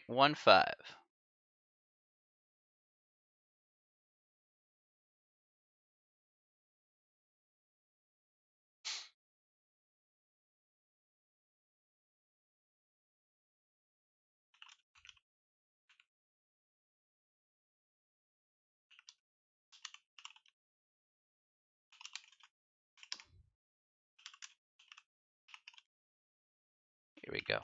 Perfect.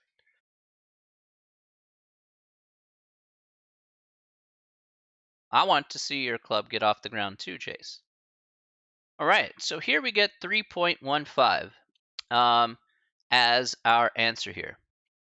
Okay, now, one thing I do want to point out here, and specifically, is that 315%, it is definitely possible for us to get values above 100%. Okay, so we could be working with values that are definitely above 100%. I'll put it into this context here. Let's say you have $1 in your pocket, and then suddenly you add another dollar into your pocket. Well, then suddenly you have $2 in your pocket. In effect, you've doubled the amount of money in your pocket. But another way to talk about doubling your money in the amount of in your pocket, going from say $1 to $2, is to say, well, I have 200% of my original amount of money. So when somebody says I double the amount of money, in effect, they say 200% if we talk about it as a percentage. So we can definitely have things that are above 100% just as well. And what we want to do here specifically is in pretty much 99% of the problems that you do in mathematics when we deal with percentages of some variety is we want to convert them over to decimal and then work with them and calculate with them, and maybe we need to go ahead and convert it afterwards, after the fact, or whatever the case may be. But majority of the time we want to convert those percentages into decimal and then do the calculation with that, and then proceed from there. So there are going to be some calculations where we need to go ahead and convert from decimal back to percentage, but again, if we're given a percentage, we want to convert it to decimal here first. Okay, so a lot of cases are going to work out like that. Okay, so I just want to point that out there, so it's not like unexpected why we go ahead and do this. There is a definite reason why we want to approach it in this manner. Okay, are there any questions? Are there any questions about that?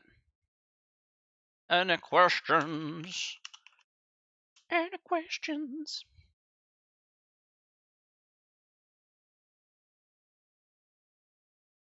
Hopefully that's not too bad. Nada and nope and wait. Oh, I've been told to wait. Okay, I'm waiting. Yeah, I have the anticipation. It's building in me.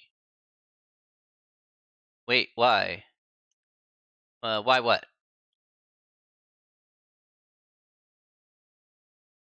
Wait. Why? There. There you go.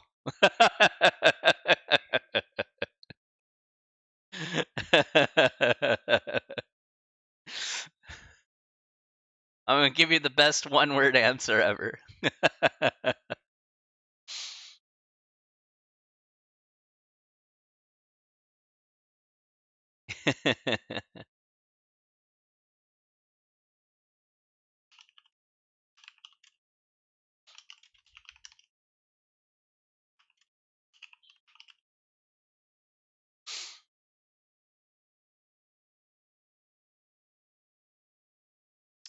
Reasons. All right, let's do it.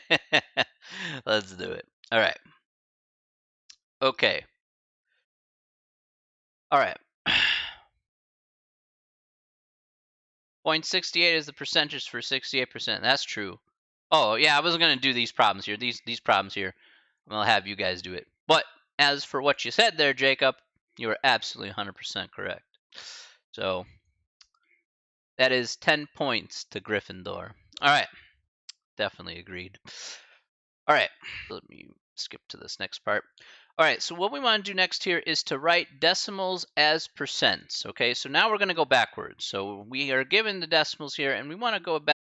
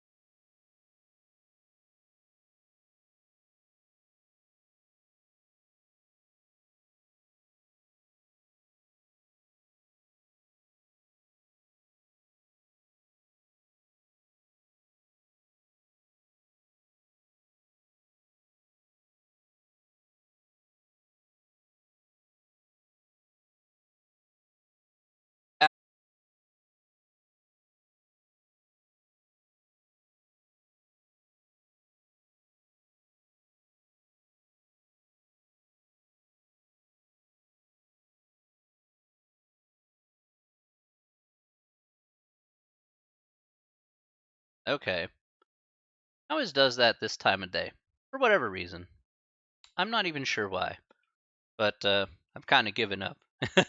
I've done everything I could, but the connection's not super stable where I live, so I guess I'll have to live with it as it is. One of these days, everybody. One of these days. All right, doing okay. Hopefully it won't freeze too much after this.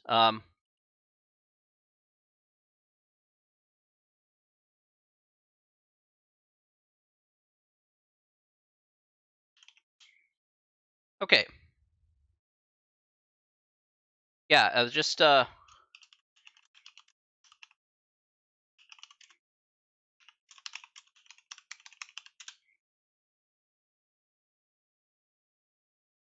if you're frozen, hit F5 to refresh. Yeah, just refresh the page, and then you'll get back to good. So that'll just make things easier. Okay, cool. Yeah, I know. It's just kind of like, so anytime if it's laggy, okay, if it's laggy, then just hit F5 to refresh. So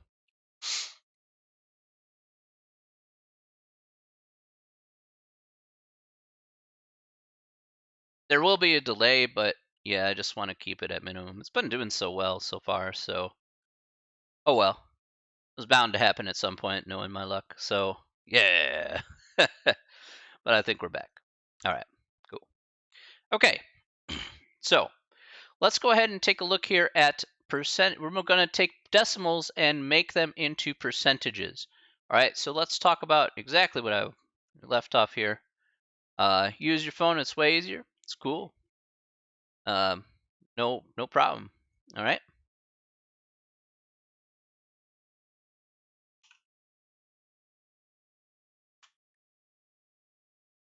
All right, so let's talk about the key here into getting decimals into percentages.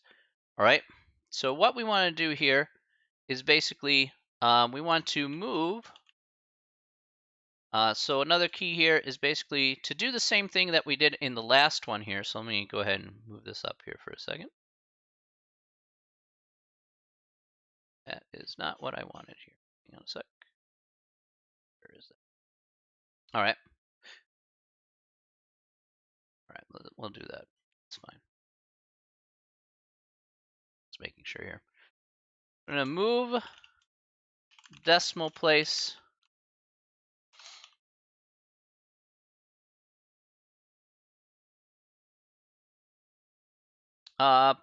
That's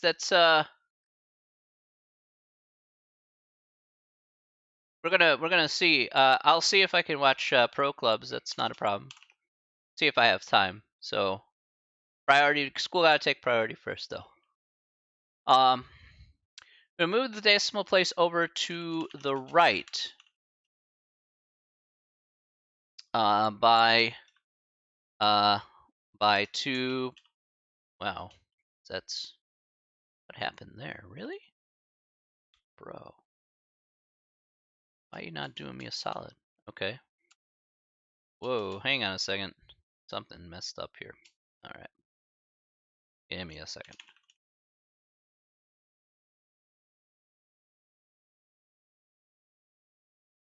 All right.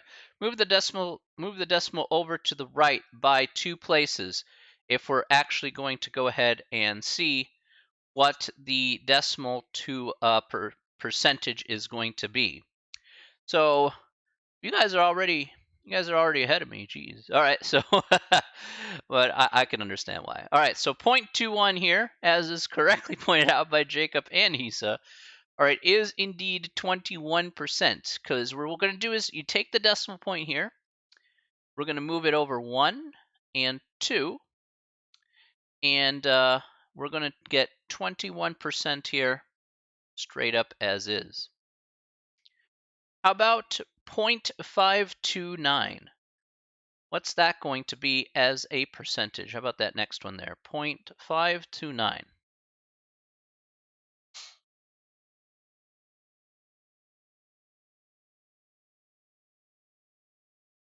So 52.9%. That is correct. Very good. 1, 2. So we want to do 1 and 2 here. And we get 52.9%. All right, spot on, everybody. So far, so bueno. All right. Now, I'm going to do one more here from this batch of examples, as most of these examples are pretty straightforward. I want you to do E. What is E here? We have 3.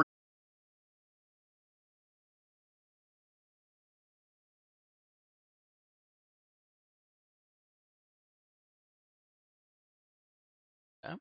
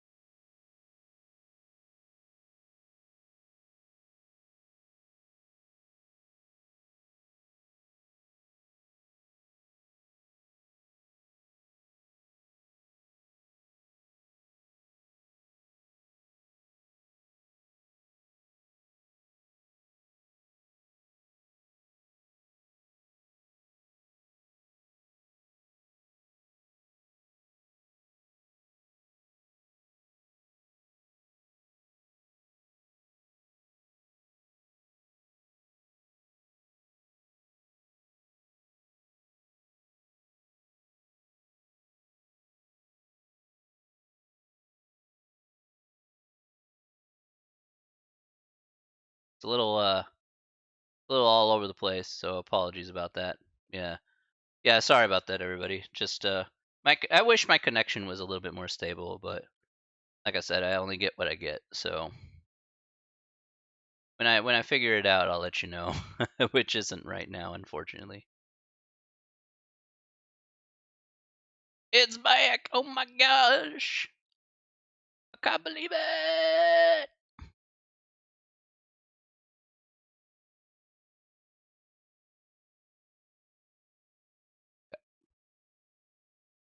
Okay.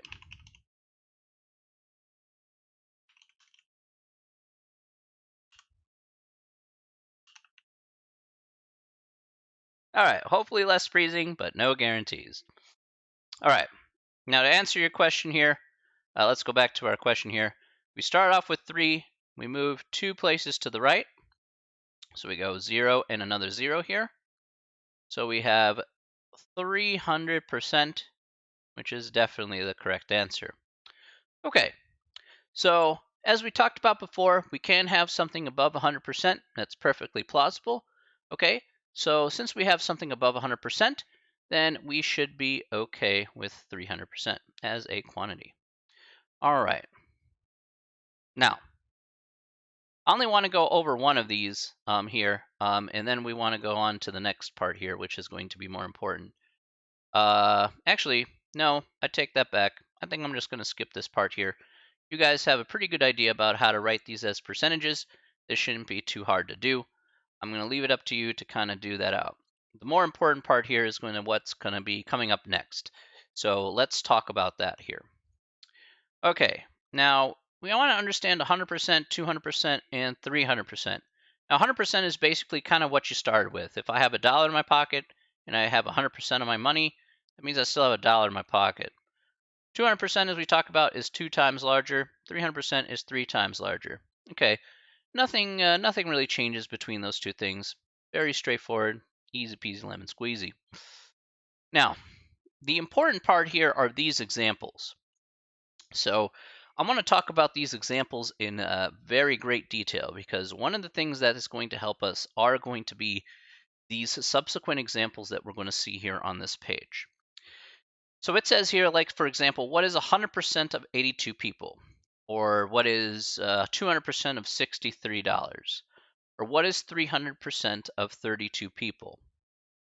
Now, one of the things that I want to talk about here specifically is going to talk about how we can break these problems down into setting up the problems here appropriately.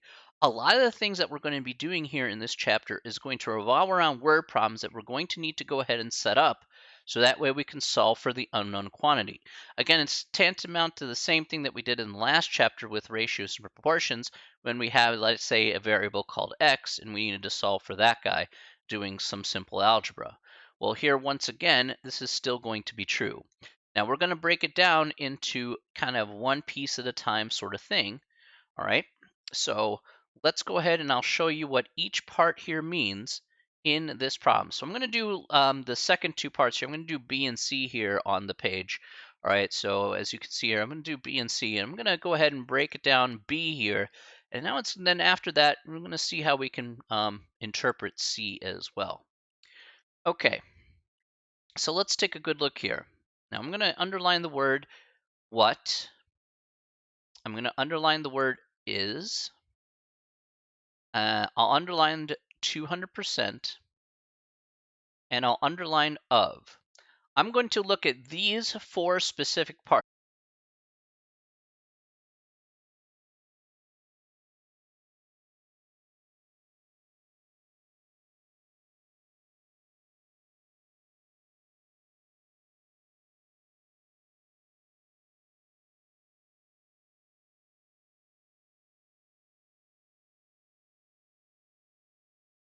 Phrasing, I can't really do much. All right.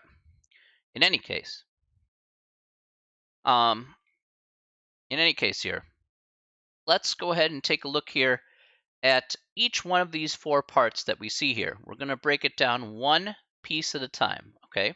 And we're going to see exactly what each of these parts mean. And I know this seems like, really, this means, they have different meanings? The answer is yes, they actually do.